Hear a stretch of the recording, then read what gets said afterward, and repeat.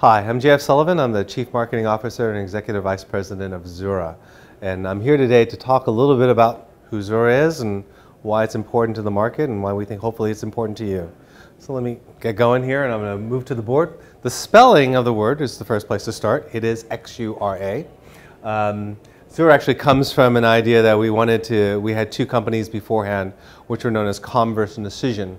And these two companies had been in the space for roughly 15 to 20 years approximately, providing message infrastructure to some of the largest carriers worldwide. As we combined the two companies, the strategy expanded, and what we were trying to achieve with the merger of these two companies was much larger than either company had before. So what we're trying to do now is reset the brand. So about 16 days ago or so, we launched a new brand, a brand that we're hoping will make much more sense as I talk about the way the company's evolved and who and how we're selling our products to. The core thing about Xura that you need to understand is that there's three lines of business. So unlike many other companies, we've sort of segmented these three lines of business. They're very interconnected, they're somewhat independent, but they're absolutely structurally different from each other. The first segment of the business is something we call digital communications. And digital communications is exactly what it describes. It is the core infrastructure that either the previous two companies were providing around voicemail, SMS, and all of the traditional VAS services that an operator would provide. This particular part of the business is a little bit more than half of the business of the new company, Xura. And there's no getting around the fact that Xura is probably the largest provider of core digital communications infrastructure on the planet. The major 450-odd customers that are in the world as carrier service providers, 350 of ours are customers. And we operate in 150 countries through 60 offices, and we're not going to go anywhere there.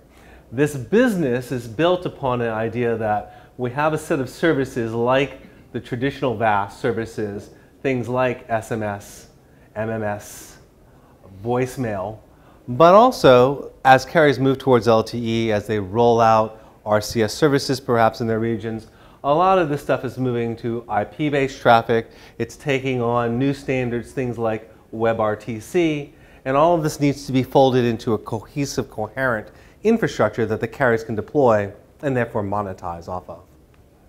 And while this is, of course, more than half of the business, the growth is actually coming in this market in other areas.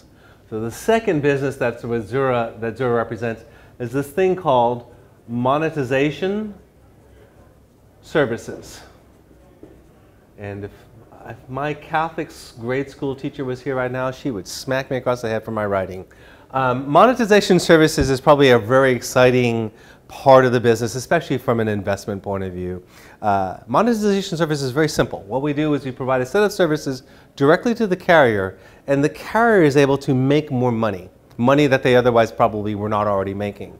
To give you a sense of scale around how these services work, for one of our largest providers who's deployed only about 2 of the services out of the 24 that are in the portfolio, they're generating revenue that they otherwise would not have had in the neighborhood of roughly short of $250 million a year of new money into the system. And this is purely being able to tap into unresolved message traffic that couldn't be sent, maybe because of prepay.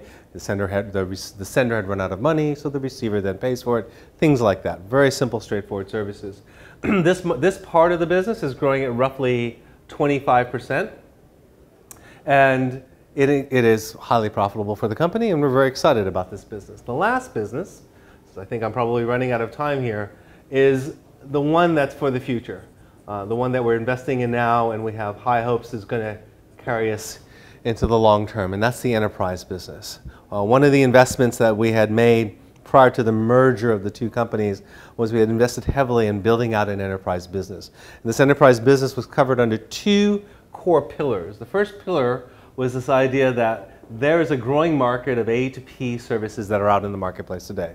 The fact is while P2P traffic is falling off in almost most of the markets that are on the planet, the number of people are using WhatsApp, they're using WeChat, but the A2P market is growing strongly. It's growing in the neighborhood of roughly 23% annually and getting bigger. This market is characterized by businesses wanting to send messages. Many of you travel, you'll get a flight notification or of a gate change, and all of those messages are coming from the system, from an application directly to you as a person. And this is a very exciting business, and it has legs, we hope, for a very, very long time. The second part of our business is focused around the SDK and APIs, particularly as it's applied to technologies like WebRTC. And, I should put here, just for completeness sake, low credit and advanced services. Right, okay. That's the collection of services. All right, back to here. The SDK and the API, and I'm sure many of you are familiar with companies such as TalkBox, Nexmo, Twilio. This is a set of service enablement because most businesses around the planet are moving rapidly towards mobile. Many of you are watching this, hopefully, millions of you are watching this, and you already have a smartphone, and on your smartphone there is already a banking app, or 2 or 3. And in that banking app, you're able to do money transfers, you're able to check your balance, see if you got paid this month. But interestingly enough, none of those applications are mobile enabled for communications. The bank cannot necessarily directly talk to you. You can click to the call button and it'll drop into the iPhone or Android dialer, you'll call the bank. The idea of moving video, voice, messaging communications into the app is the focus of this part of the business.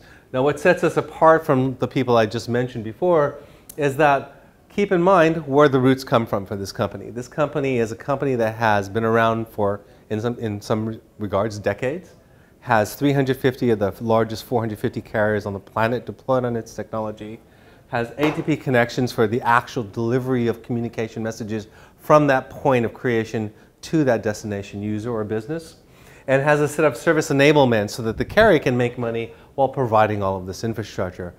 So designing and building the right solutions, and we're very focused, we've had some great successes recently in retail banking and in healthcare, is an easier proposition for us than perhaps some of the other vendors that are out on the market. And with no further ado, that's the quickest wrap-up I can give you of a company that's entirely 16 days old, called Xura. Any other questions? Don't hesitate to call me, contact me. My email address is easy. It's just jf@xura.com, jf@xura.com. I'm expecting lots of spam having done this video for all of you.